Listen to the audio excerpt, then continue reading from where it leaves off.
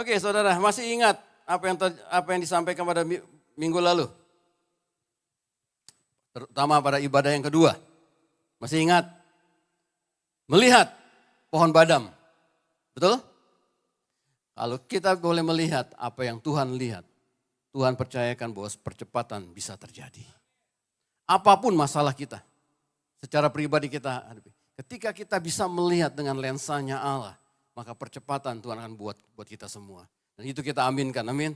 Dan kita juga percaya secara korporat. Ya, kalau Tuhan membukakan sesuatu untuk secara korporat dan kita bisa melihat apa yang Tuhan lihat, biarkan percepatan itu terjadi buat kita semua. Saudara, percepatan terjadi di tempat ini. Percepatan terjadi di tempat ini, saudara. Amin, saudara. Siapapun yang ada di tempat ini, yang terdaftar di tempat ini, yang hari ini hadir, percepatan itu ada untuk kita semua, sedang menantikan kita. Amin. Nah, saudara, saya juga percaya bahwa Roh Kudus terus membimbing kita dari awal tahun. Kalau kita masuk dalam season, dalam batasan season kita, saya percaya Roh Kudus terus membimbing kita. Roh Kudus terus menuntun kita. Dia Allah yang membimbing kita, yang membuat kita bisa melihat apa yang Allah lihat. Dia membantu kita. Oleh karena itu Spirit led adalah bagaimana kita tahu Tuhan membimbing kita untuk kita bisa melihat sebagaimana Tuhan melihat. Dan ini berbicara tentang pertumbuhan rohani kita masing-masing. Ini berbicara bagaimana kita makin peka akan Dia. Ini berbicara bagaimana gaya hidup, pola pikir kita diubahkan untuk selaras dengan Dia. Ini bicara penyelarasan untuk kita semua. Anda mau diselaraskan? Anda mau diselaraskan? Yang amin cuma di depan saudara. Anda mau diselaraskan? Saudara, penyelarasan itu dibutuhkan. Kita membutuhkan penyelarasan. Ya, karena kita tahu ketika kita diselaraskan semua yang tidak mungkin menjadi mungkin buat kita. Impossible become possible untuk orang yang diubahkan cara berpikirnya. Amin, saudara. Oleh karena itu saudara, ya, ketika penyelarasan terjadi, ada yang harus dibuang, kita akan buang itu. Kita relakan itu semua dibuang. Karena kita tahu dan sangat tahu bahwa Tuhan memberikan yang terbaik buat kita. Walaupun kondisinya yang kita hadapi itu mungkin tidak enak. Tapi kita tahu hasilnya pasti baik buat kita. Allah turut bekerja dalam segala hal untuk mendatangkan kebaikan. Amin. Nah, saudara, Spirit led adalah bagaimana Tuhan mau membimbing kita terus dari waktu ke waktu. Dan kita masuk dalam bulan yang ke-9 di tahun ini. Cepat ya, udah bulan yang ke-9. Sebentar lagi 10. Ya, dan akhirnya kita ketemu Natal lagi. Tapi apa yang kita boleh dapat selama 9 bulan, 8 bulan kita sudah lalui? Sadar tidak sadar Tuhan terus berbicara kepada kita. Pagi hari ini saya baru diingatkan kembali oleh Tuhan. Apa yang Dia sampaikan pada hari-hari sebelumnya. Saya sangat terkesan dengan apa yang dikatakan oleh Pastor Jeff Yuen. Bahwa kita akan melihat apa yang Tuhan lihat. Dan menjadi pertanyaan saya adalah, Tuhan beri saya lihat apa yang Engkau lihat. Terutama untuk gereja ini. I'm thinking always for this church. Saya nggak nanya yang lain. I want to know apa yang Engkau lihat tentang gereja ini. Dan saya percaya ada sesuatu yang terjadi di dalam kita dan di dalam gereja ini. Di mana Tuhan ingin membangkitkan sesuatu di antara kita. Oleh karena itu ketika saya bertanya apa itu Tuhan, saya cuma sepertinya. Saya melihat sesuatu dan itu sepertinya Tuhan kasih intip sedikit buat saya. It's okay. Dan itu enggak jauh saudara. Yang menyampaikan itu adalah istri sendiri saudara. Karena setiap pagi itu waktu terbaik buat dia bersama Tuhan. Jadi ketika dia sudah bertemu dengan saya, di saat itulah ada kata-kata yang keluar, kalau saya benar-benar memperhatikan, saya tahu mana Tuhan berbicara, mana dia yang berbicara. Ya, mana yang si istri berbicara, yang mana yang Tuhan berbicara. Nah tadi pagi saya diingatkan apa yang dikatakan oleh sang istri pada hari-hari sebelumnya. Bahwa ketika saya terus bertanya, Tuhan aku melihat apa yang kau lihat, aku melihat apa yang kau lihat. Tiba-tiba muncul kata, apa yang dikatakan oleh dia pada hari-hari sebelumnya. Itulah yang akan kita lihat. Nah, apa itu? Wah, jadi ketika saya boleh menyusun materi untuk khotbah ini adalah saya nggak tahu, saya ngikutin aja apa yang Tuhan taruh di hati saya, ketik aja. Saya sampai bertanya-tanya, Tuhan ini mau kemana? Enggak tahu, pokoknya saya ketik dulu aja. Sampai kemudian selalu, buat saya selalu, dia rapikan menjelang harinya datang. Dia rapikan semuanya sampai saya kemudian, oh ini maksudnya. Itu saya saudara, jangan diikutin ya. Stres saya. Ya. Oh ini maksudnya. Oke saudara. Jadi saudara, hari ini berbicara spirit led adalah bagaimana Tuhan mau membimbing kita. Kita lihat apa itu spirit led. Silakan. Spirit led believer atau spirit led leaders adalah seorang yang tidak hanya mengandalkan kecerdasan, pengalaman atau strateginya, tapi juga tunduk pada tuntunan Roh Kudus dalam setiap aspek kehidupannya atau dalam kepemimpinannya. Kalau kita bicara soal sebagai seorang leader. That's spirit led. Nah, menarik saudara, bahwa di dalam spirit led ini kita tahu bahwa Tuhan membimbing kita untuk hidup masuk dalam satu gaya hidup dalam kehidupan kita. Nah, apa yang saya bagikan hari ini adalah satu pola, adalah satu gaya hidup yang kita harus bisa hidupi. Kalau kita tahu bahwa kita sudah dipindahkan dari kerajaan yang gelap kepada yang terang. Bahwa kita adalah orang yang telah diselamatkan. Ya. Nah, spirit led adalah orang-orang yang hidup di dalam kasih karunia. Ya, yang pertama, hidup dalam kasih karunia oleh karena iman. Saya ambil dalam Efesus 2 ayat yang ke-8. Dikatakan sebab karena kasih karunia kita semua diselamatkan bukan karena perbuatan baik kita. Betul? Kita semua diselamatkan bukan karena perbuatan baik kita, tapi semua karena kasih pemberian Allah atau kasih karunia Allah.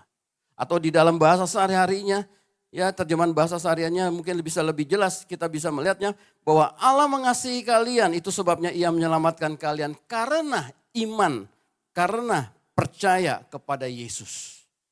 Hanya karena percaya pada Yesus kita boleh diselamatkan. Keselamatan kalian itu bukan hasil usaha sendiri, itu adalah anugerah Allah. Saudara sadari gak bahwa saudara kita semua ada hari ini, tempat ini bisa duduk di sini berkumpul karena semua kasih karunia Allah. Kalau hari ini saudara bisa sehat, saudara bisa diberkati, melihat berkat Allah mengalir melimpah, itu karena kasih karunia Allah. Karena tidak ada satupun orang yang bisa membanggakan itu karena hasil usaha kecerdasan kita. Sebagai orang yang dipimpin oleh Roh Allah, dia akan berkata, ini semua karena Tuhan telah mengaturnya dalam hidup saya. Betul? Oleh karena itu saudara, pahami saudara, kita ini adalah orang yang hidup dalam kasih karunia bukan karena mengandalkan kekuatan atau pikiran sendiri. Anda boleh pintar, kita boleh pintar. Tapi dalam kerajaan Allah, kekuatan dia atau hikmat daripada dia menjadikan kita berhasil. Bukan karena kepintaran kita. Nah, di dalam hidup di dalam kasih karunia ini, saudara, ada dua hal yang saya ingin sampaikan kepada saudara. Ada dua kelompok yang saya sampaikan. Saya ambil dari Galatia pasal yang keempat. Galatia pasal yang keempat, mulai dari ayat 21. Saya baca saudara. Ada dua ketentuan Allah yang dikatakan dalam Galatia ini. Ayat 21, katakanlah padaku, hai kamu yang mau hidup di bawah hukum Taurat. Tidakkah kamu mendengarkan hukum Taurat? Bukankah ada tertulis bahwa Abraham mempunyai dua anak, seorang dari perempuan yang menjadi hambanya dan seorang dari perempuan yang merdeka? Tapi anak dari perempuan yang menjadi hambanya itu diperanak menurut daging dan anak dari perempuan yang merdeka itu oleh karena janji. Ini ada satu kiasan sebab kedua perempuan itu adalah dua ketentuan Allah. Siapa dua perempuan itu? Hagar dan Sarah. Betul ya? Yang satu berasal dari Gunung Sinai yang melahirkan anak-anak perhambaan, itulah Hagar. Hagar ialah Gunung Sinai di tanah Arab dan ia sama dengan Yerusalem yang sekarang karena ia hidup dalam perhambaan dengan anak-anaknya. Tetapi Yerusalem surgawi adalah perempuan yang merdeka, yang dialah ibu kita. Saudara, Alkitab menulis Hagar dan keturunannya itu bukan kaum seberang. Betul ya? Hagar dan keturunannya Ismail adalah Yerusalem yang sekarang. Nah, siapa Yerusalem yang sekarang ini? Mereka lah yang hidup dalam perhambaan bersama anak-anaknya. Sedangkan orang yang di dalam Kristus, yang karena oleh penebusan Kristus, yang oleh percaya kepada Kristus, mereka adalah orang-orang yang karena janji Allah yang disebut sebagai kaumnya Sarah dengan keturunannya, dengan anak-anaknya. Dan dikatakan Sarah itu menjadi ibunya kita. Nah, saya ingin menunjukkan bahwa orang yang hidup dalam pimpinan Roh Kudus, yang dibimbing Roh Kudus, adalah orang yang menjadi dalam masuk golongan Sarah dan keturunannya.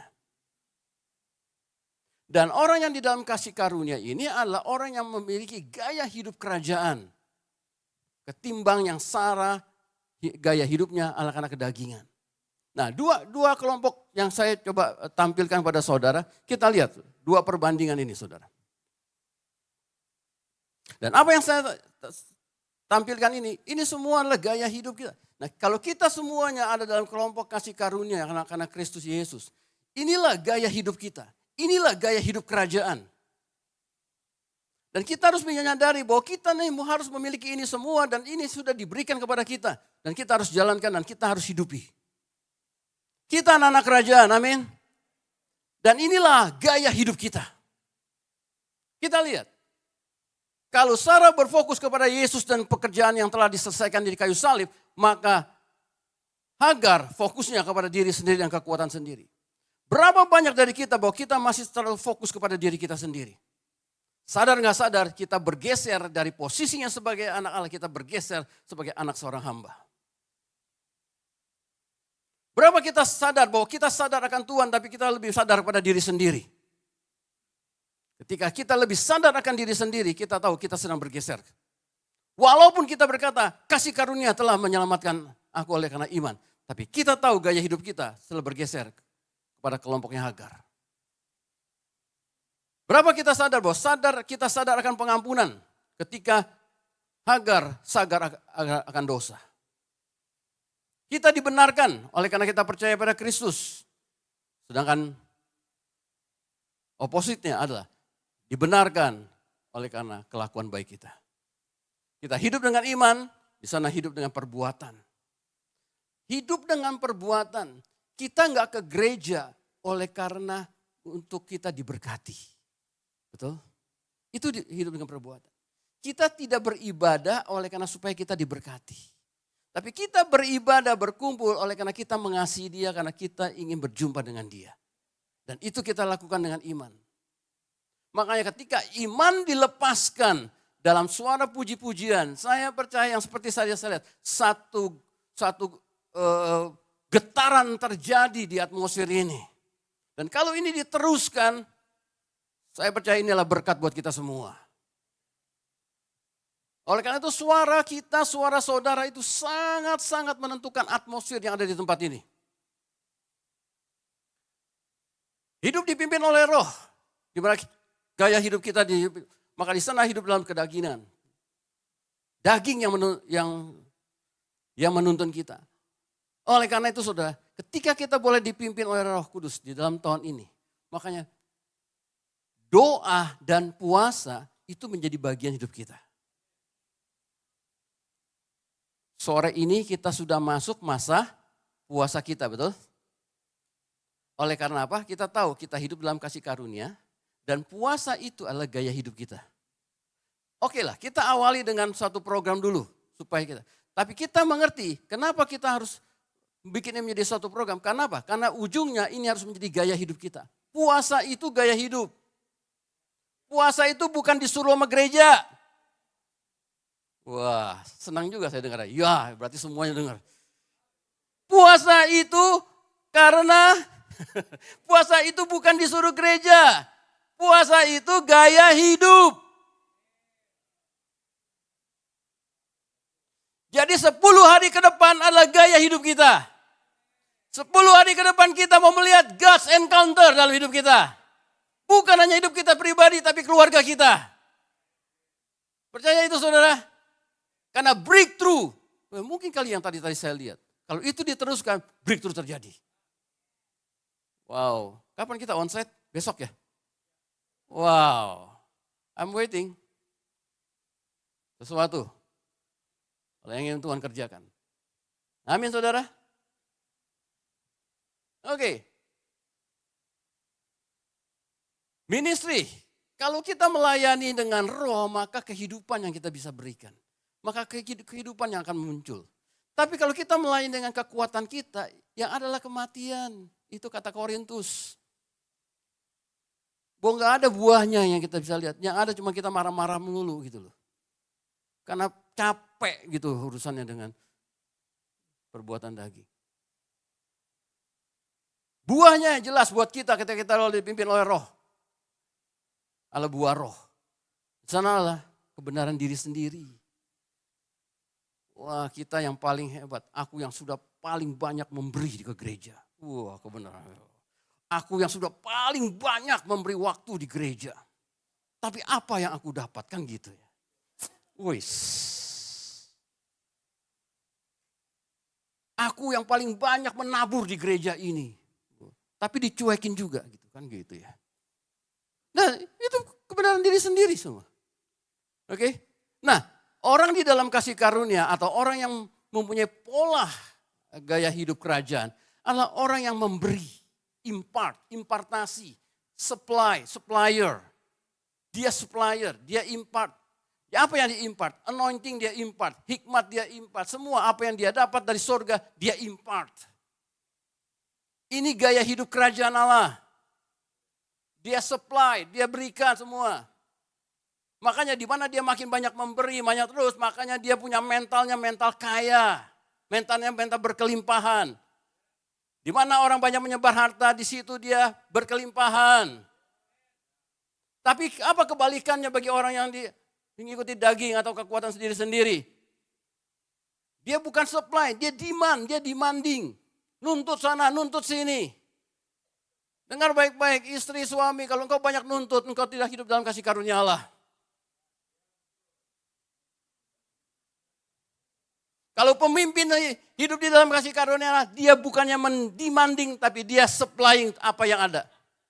Dia ajari, dia bimbing apa yang ada, untuk supaya orang itu boleh bertumbuh. Dia enggak takut orang itu bertumbuh lebih baik daripada diri dia.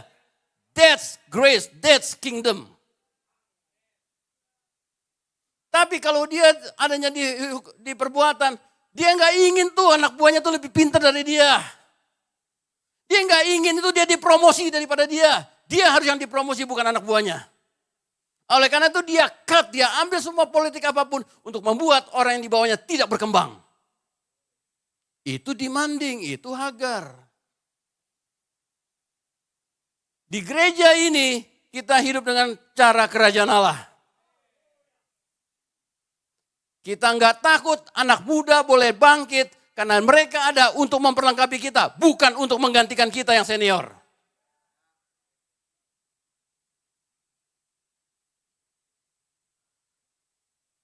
Kalau dia demanding terus, akibatnya dia nuntut. Yang ada kekecewaan demi kekecewaan. Tapi ketika kita boleh mensupply dan orang itu kemudian mendapatkan satu supply yang dia hidup, maka kita juga lihat orang itu mulai berkembang, berbuah. Dan itu menjadi sukacita. Amin. Ketika kasih karunia berbicara lifestyle, maka di sana berbicara sistem dan aturan. Mereka hanya stop sampai sistem dan aturan. Ketika kaum Sarah adalah sistem dan aturan, tapi kemudian itu menjadi gaya hidupnya dia. Makanya tadi saya bilang, doa dan puasa kita, oke lah disuruh gereja awalnya. Tapi setelah itu berjalan, harusnya itu menjadi gaya hidup. Betul? Kita akan bisa berpuasa karena itu menjadi kesukaan kita.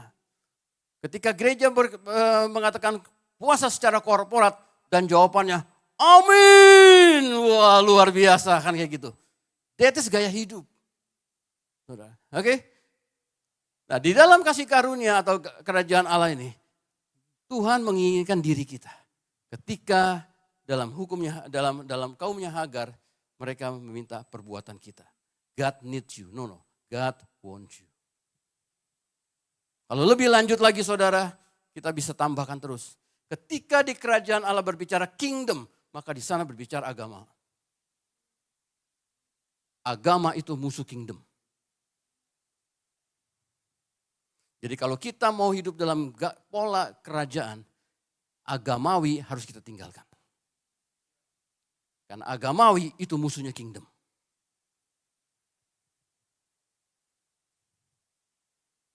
Ini hanya penampilan sekilas untuk kita bisa melihat, saudara.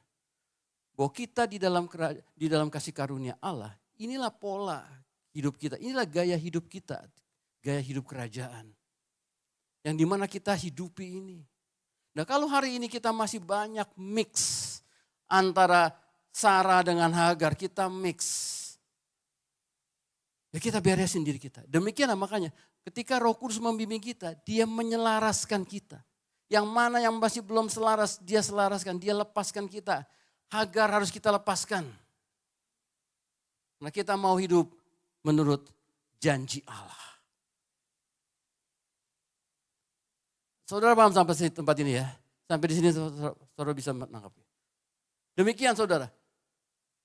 Ketika saya terus bertanya apa yang akan Tuhan lihatkan. Tuhan hanya membukakan sedikit buat saya. Saya tahu sedikit. Dia hanya memperlihatkan pada pola kerajaan itu yang akan terbangun di tempat ini. Saudara dan saya semua masuk dalam pola kerajaan. Ketika pola kerajaan yang berkembang terus, maka gaya hidup, mentalitas kelimpahan itu adalah bagiannya kita. Kalau itu kelimpahan artinya tidak ada orang susah di tempat ini. Karena mereka bisa memiliki apapun yang mereka bisa berikan.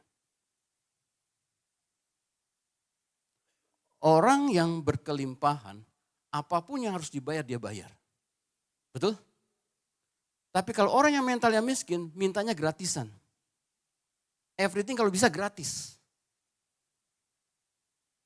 Walaupun statementnya yang dipakai mungkin betul. Tapi aura waktu dia ngomong, kita tahu, wah ini, kan gitu ya. Kalau bisa gratis, kenapa harus bayar? Betul gak? Betul toh. Tapi tergantung yang ngomongnya toh. Auranya kan di situ kan. Kita bisa lihat, benar dia ada di mana. Oleh karena itu, ketika kita bicara generosity, is not about dari luar generosity. Generosity karena kita itu orang yang generous. As a supplier, as a impart people, kita tuh orang yang generous. Oleh karena itu tinggal dibuka, klik, kamu tuh generous.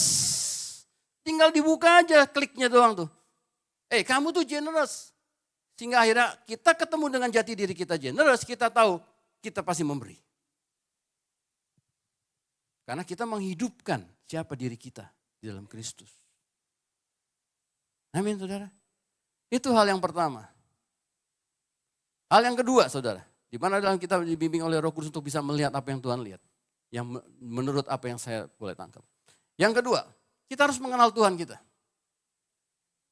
Wah Pak, saya udah sering dengar. Iya memang, benar. Tapi mengenal Tuhan gak bisa cuma sekali-sekali. Mengenal Tuhan itu terus-menerus dalam hidup kita. Kita gak cukup cuma sekali, 2 kali. Mengenal Tuhan banyak hal yang kita bisa alami.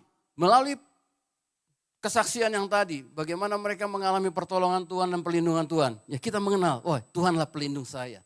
Secara pribadi itu kita dapat. Tapi kita juga bisa belajar mengenal Tuhan dari Alkitab, dari firman Allah yang kita baca, kita renungkan.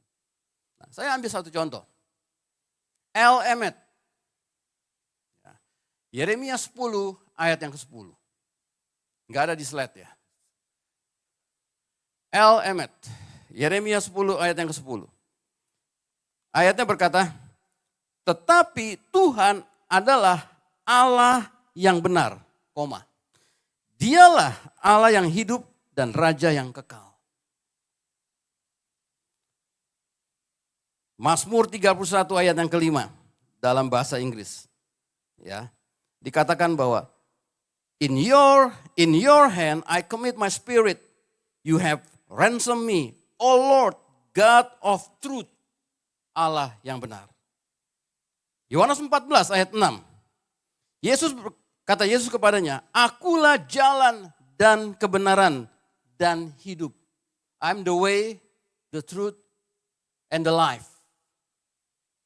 El Emet, Allah sang kebenaran.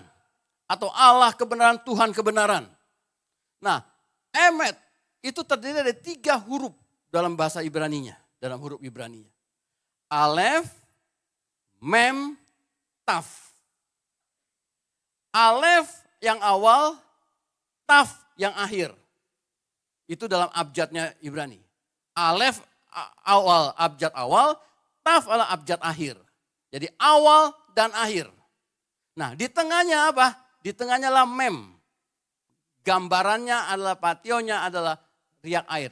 Artinya air hidup. Nah saudara, orang Ibrani punya kebiasaan dalam pola pikirnya. Kalau dia melihat itu, dia melihatnya enggak linear. Cara pandang mereka adalah circle. Begitu ya Pak? Ya, ada dokter, nanya dokter dulu. Betul ya Pak ya? Ya. Circle.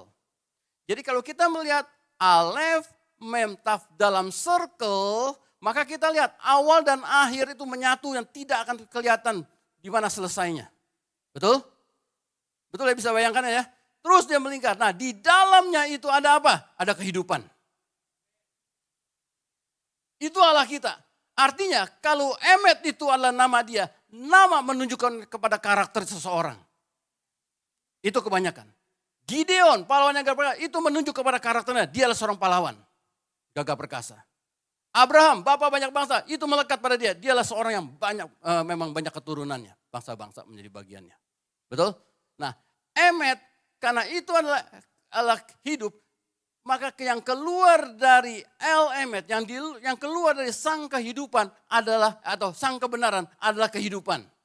Setiap dia berkata, maka kehidupan yang dia lepaskan. Betul? Perhatikan saudara. Ketika El Emet melepaskan dari dia kebenaran, maka disitulah kehidupan mengalir keluar. Kehidupan itulah yang menghentikan kematian. Kehidupan itulah yang menghentikan kekeosan.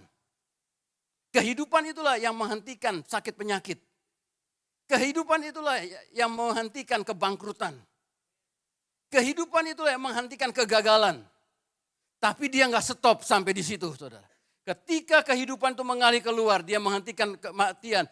Tapi dia terus berjalan menerobos sampai kemudian kebangkitan yang dia berikan pada dia. Kehidupan itu membangkitkan, kehidupan itu memberikan damai, kehidupan itu menyembuhkan, kehidupan itu memultiplikasi seseorang. That's El Emet. Dari sini kita bisa mengenal siapa Allah kita. Ya Pak ya. Kalau dia berbicara, berarti ada kehidupan buat kita. Ketika dia berbicara, berarti ada kelimpahan buat kita. Ketika dia berbicara, berarti ada multiplikasi yang terjadi. Dan itulah Tuhan kita gitu. Anda memahami, oleh karena itu ketika tahu gini, betapa kita mau Tuhan berbicaralah kepada kami. Betul? Tuhan berbicara, karena tahu ketika Tuhan berbicara, all the blessing buat kita. Itu elemen. Yang kedua, 2B. Roti hidup. Yesus adalah roti hidup. Yohanes pasal yang ke-6. Perhatikan. Yohanes pasal yang ke-6 ayat yang 35. Berkata, akulah roti hidup. Pertama, 1. Yang kemudian, ayat yang ke-48. Akulah roti hidup. Yang ke-51, akulah roti hidup. Saudara, dalam gaya bahasanya orang Ibrani, ya, 3 kali Tuhan berbicara yang sama. Itu artinya absolutely right. Itu nggak bisa diubah. Itu extremely. Jadi kalau ada yang berkata holy, holy, holy, artinya itu absolutely holy. Nggak bisa dirubah-rubah. Extremely holy. Nggak bisa diubah lagi. Itu gaya bahasanya. Sehingga sekarang kita pakai gaya bahasanya orang. Berarti kalau kita membaca ini, aku roti hidup, berarti ini absolutely roti hidup. Artinya apa? Yesus memproklamirkan di mana? Di Kapernaum. Yesus berkata ini di Kapernaum. Dia mendeklarasikan bahwa dialah roti hidup. Nah, kapan dia buktikan dirinya roti hidup? Ketika dia mati di kayu salib sebagai sebagai korban persembahan. Kapernaum, kenapa Kapernaum? Kenapa Kapernaum yang dipilih oleh Tuhan? Dia emangnya secara sengaja? Enggak, saudara. Tuhan boleh ada di Kapernaum, di tempat yang tepat, di waktu yang tepat, pada kota yang tepat, bersama-sama dengan orang yang ada di situ. Dia katakan, akulah roti hidup, extremely. Kapernaum itu punya arti, saudara. Dalam bahasa Yunaninya, diambil dari bahasa Ibrani-nya adalah Kafarnakum. Nah, kafar itu berarti desa dan juga artinya penebusan. Nakum adalah penghiburan. Jadi Kapernaum adalah penebusan yang memberikan penghiburan. Di tempat di mana tempat itu adalah penebusan yang memberikan pengharapan atau penghiburan. Dia berkata, akulah roti hidup. Extremely roti hidup. Yang kemudian di ayat berikutnya di bawahnya dia berkata, barang siapa makan dagingku dan minum darahku, dia akan memperoleh kehidupan kekal. Ayat berikutnya lagi, siapapun dia berkata akan menerima hidup. Di ayat yang terakhir dia berkata lagi, siapa yang memakan dia akan hidup selama-lamanya. 3 kali lagi Tuhan menetapkan bahwa dia berkata siapa yang makan ini dia akan hidup selama-lamanya. Diawali dengan roti hidup 3 kali, extremely. Di Kapernaum. Dan kemudian dia tutup dengan ayat, siapa yang makannya, dia akan hidup. Extremely lagi. Jadi dia menetapkan dirinya, kita melihat bahwa Yesus itu menetapkan bahwa dialah roti hidup. Dia berikan dirinya sebagai korban. Barang siapa yang makan, dia pasti hidup. Kenapa Yesus ambil ilustrasi roti? Karena roti adalah makanan. Di mana Adam jatuh dalam dosa oleh karena makanan. Maka Yesus mengembalikannya dengan makanan, manusia akan hidup. Betul? Manusia jatuh karena tidak mendengar Allah berbicara. Betul? Manusia jatuh karena Allah tidak. Adam jatuh karena tidak mendengar Allah. Nah, tapi dengan mendengar juga Allah kembalikan posisinya manusia. Kita masuk ke hal yang ketiga. Mendengar. Tadi yang kedua tadi adalah mengenal Allah. Sekarang yang ketiga. Mendengar. Kenapa mendengarnya tadi? Karena pada awalnya manusia jatuh dalam dosa karena tidak mendengar Allah. Tapi dengan mendengar, merespon, dan bertanggung jawab, maka Tuhan mengembalikan apa yang pernah jatuh dikembalikan pada yang benar. Nah, kita lihat ayatnya dulu, saudara. Ulangan 6, pasal 6 ayat 4 dan 5. Dengarlah hai orang Israel, Tuhan itu Allah kita, Tuhan itu Esa. Kasihlah Tuhan Allahmu dengan segenap hatimu, dengan segenap jiwamu, dan dengan segenap kekuatanmu. Coba lihat Markus 12. Jawab Yesus, hukum yang terutama. Hukum loh, ya, hukum. Hukum artinya apa? Tidak bisa tidak, harus dilakukan. Itu hukum. Hukum yang terutama ialah, dengarlah hai orang Israel, Tuhan Allah kita, Tuhan itu Esa. Tadi kita lihat tidak ada kata hukum. Tapi kemudian Yesus yang ngomong, ini hukum yang terutama. Dengarlah, hai orang Israel. Dengarlah orang Israel rohani. Dengarlah, Tuhan itu Esa. Apa? Kenapa jadi hukum? Karena yang berbicara adalah seorang raja. Karena semua perkataan raja menjadi satu titah. Barang siapa yang melanggarnya pasti ada ada dampaknya. Barang siapa yang melanggar pasti kena konsekuensinya, betul? Ya.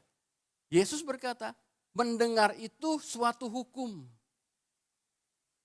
Mendengarnya seperti apa? Mendengar, merespon, dan bertanggung jawab satu kesatuan ini yang kemudian dikenal oleh orang Ibrani sebagai Shema atau Sema.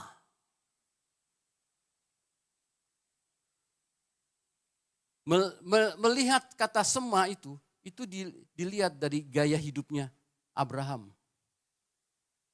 Abraham ketika dikunjungi oleh 3 malaikat, yang satunya lah Kristofani, ya, gambaran Kristus. Dan diketahui bahwa kedatangan mereka karena Sodom dan Gomora mau dihancurkan. Nah, dalam gaya bahasanya orang Ibrani, jawaban atau respon Abraham mendengar dan dia merespon. Ketika dia merespon Allah, dia merespon dengan kemarahan dalam gaya bahasanya. Ya, dalam terjemahan kita enggak ada, saudara. Dalam bahasa yang aslinya ada respon yang sifatnya kemarahan.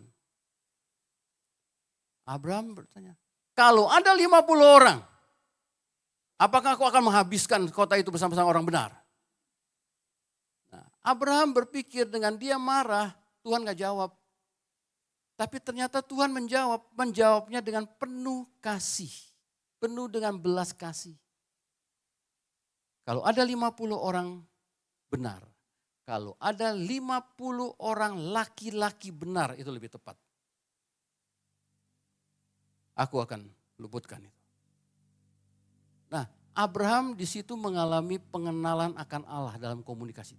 Dia kenal Allahnya, ternyata Allahnya bukan yang begitu galak marah, tapi yang begitu penuh dengan belas kasihan. Dari suaranya Abraham mendapatkan bahwa Tuhan penuh dengan belas kasihan. Makanya Abraham menawar. Kalau 45, kalau 40, kalau 30, kalau 20, nawar terus. Kenapa? Dia merasakan belas kasihan Allah ada waktu perjumpaan itu. Sampai pada titiknya terakhir, kalau 10 orang laki-laki benar ada. Tuhan bilang Tuhan akan luputkan. Tapi faktanya ada 10, cuma ada 1 orang laki-laki benar, yaitu Lot. Makanya Sodom dan Gomora dihancurkan. Nah, pengalaman Abraham dalam perjumpaannya dengan Tuhan inilah yang kemudian dalam kisah berikutnya ketika Tuhan datang, Abraham persembahkan Ishak. Dia nggak banyak berbicara dan dia merespon. Dia respon suara Tuhan dan dia kerjakan, dia bertanggung jawab. Dia kerjakan apa yang dia dengar. Itu yang dikenal dengan nama Hineni. Abraham, Tuhan berkata memanggil Abraham, Abraham menjawab Hineni. Yang artinya ini aku. Nah, ini aku dengan sebutan Hineni. Itu bukan sembarangan pakai nama Hineni. Abraham melewati proses perjalanan bersama Tuhan dalam pengenalan Allah dan imannya. Itu perjalanan prosesnya Abraham. Karena Hineni itu berbicara adalah tentang kesiapan, ketersediaan, dan komitmen untuk menyelesaikan hal yang terberat dalam hidupnya. Itu. Oleh karena itu semangat Hineni itu ada di dalam Wahyu 12 yang berbicara siapakah yang bisa mengalahkan iblis itu. Mereka yang memiliki darah anak domba, kesaksian Kristus, dan karena mereka tidak menyayangkan nyawanya sampai kepada maut. Itu semangat Hineni. Jadi ketika Abraham berbicara, Hineni, ini aku Tuhan. Dia berkata, Tuhan apapun yang kau katakan, aku akan melakukan walaupun aku harus mati. Itu gampangnya. Itu Hineni.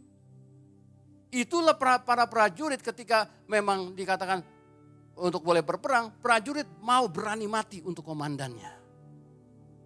Starji, berani untuk mati untuk komandannya. No, komandannya ada di belakang. No.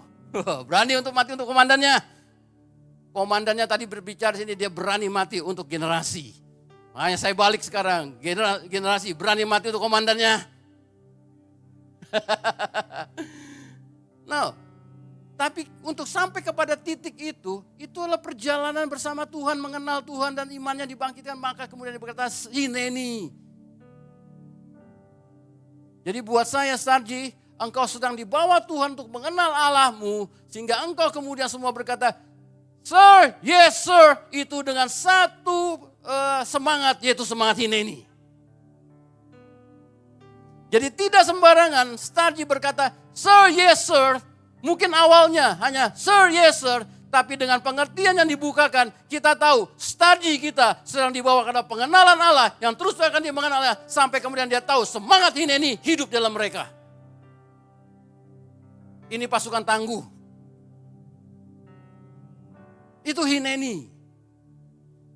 Jadi mendengar, meresponi Allah, dan melakukan meskipun itu tugas yang paling berat. Apa poinnya buat kita semua di sini? Hal yang sama apa yang dikerjakan oleh Starji. Tuhan sebagai pembimbing kita, Roh Kudus membimbing kita, membukakan siapa Kristus buat kita. Kita makin mengenal Dia, sampai semangat hineni itu ada pada kita semua. Karena kalau kita mau berkat Abraham, kita harus ikuti pola Abraham. Kalau kita mau hidup seperti Abraham, Bapa beriman, berarti kita harus bisa mengikuti juga apa yang sudah dia jalankan. Berbahagialah saudara yang mendengar.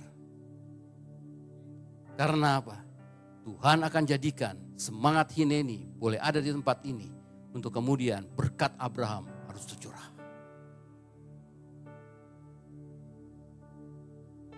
Tapi balik lagi, butuh pewahyuan. Siapa Kristus buat kita. Dan itu yang Tuhan akan kerjakan buat kita. 6 menit lagi.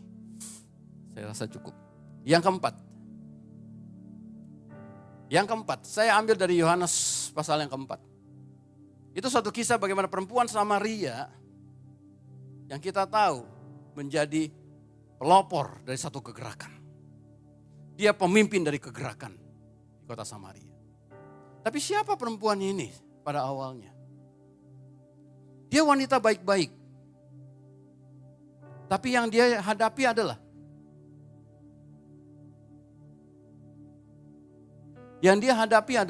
oh saya ada ya. Saya nggak buat. Oke. Apa yang dia wanita baik-baik yang ketika dia berhadapan dengan Yesus membuka siapa dia. Dengan laki-laki yang pertama, Yesus bilang, panggil suamimu. Perempuan sama bilang, aku tidak punya suami. Ya 5 yang ada padamu dan sekarang yang ada bersamamu itu memang bukan suamimu. Nah, pria pertama menikah dengan wanita ini. Tidak punya anak. Diceraikan. Pria kedua menikah, tidak punya anak. Diceraikan lagi. Sampai 5 kali diceraikan. Anda tahu untuk tradisi mereka, kalau seorang perempuan itu mandul, itu aib dalam hidupnya. Hidupnya sama seperti orang kusta, harus diisolasi, disingkirkan. Oleh karena itu, kenapa dia ada di Samaria tengah-tengah hari baru ngambil air?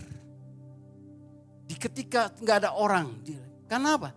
Dia merasa dia gagal dalam hidupnya. Dia merasa bahwa dirinya itu tidak berguna. Tapi kehadiran Yesus di situ bukan hanya menyembuhkan dia menjadi orang benar, tapi menjadikan dia pelopor atau pemimpin satu kegerakan. Bagaimana caranya? Ketika Tuhan berbicara tentang air hidup. Ketika dia berbicara, orang Ibrani ketika mendengar tentang air hidup, dia tuh mengerti tentang Imamat 4 yang berkata, air hidup itu untuk pentahiran orang kusta. Itu ada dalam Imamat pasal keempat. 14. Itu pentahiran untuk orang kusta.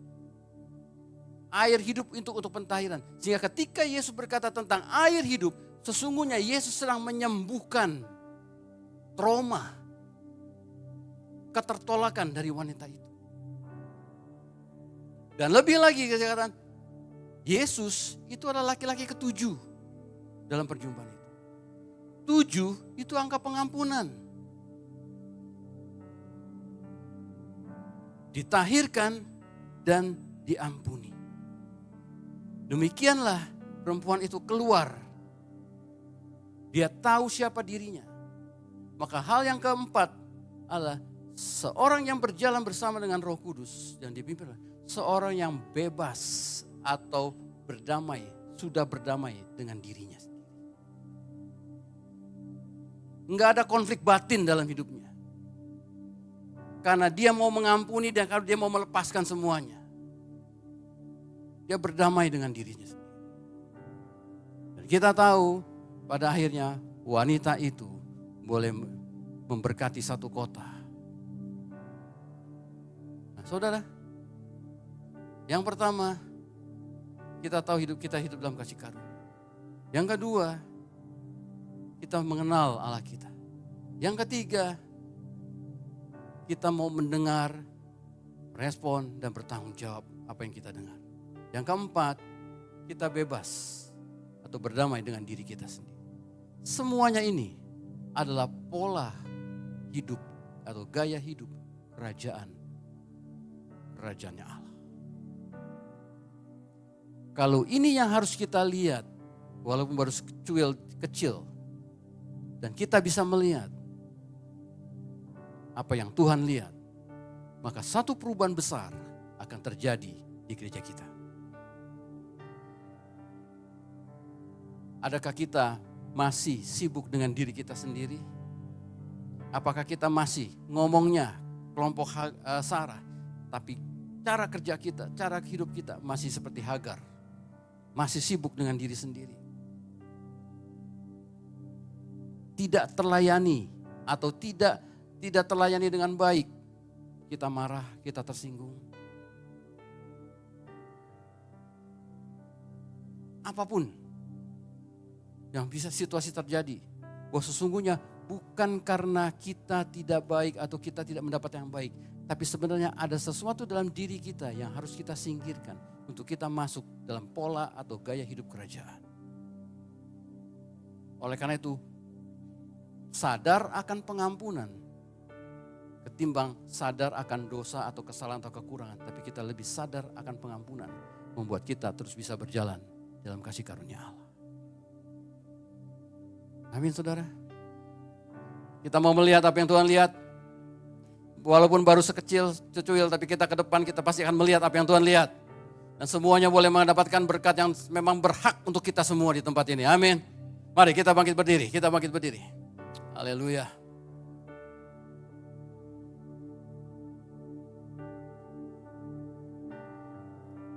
Kita nyanyikan lagi. How great is our God. Saya masih penasaran dengan getaran tadi. I hope Tuhan aku minta terobosan.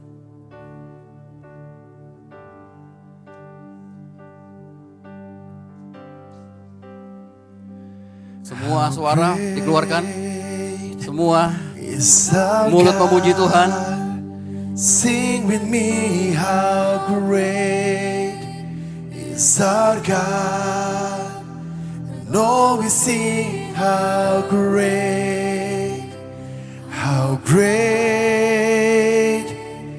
is our God. Say how great. How great is our God. Sing with me, how great is our God. And all we see, how great is our God. Sing how great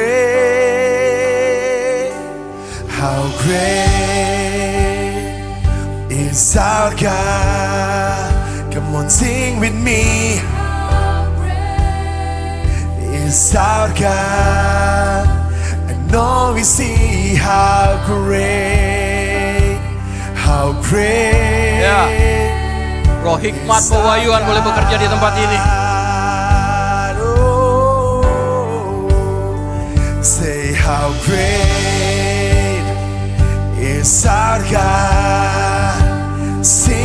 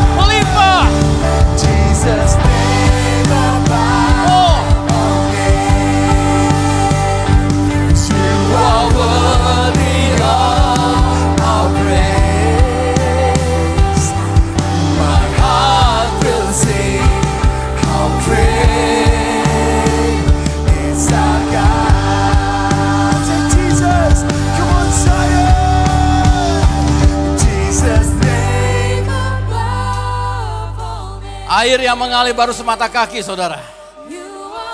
Baru semata kaki di tempat ini. Come on, teruskan. My heart will sing, how great is our God.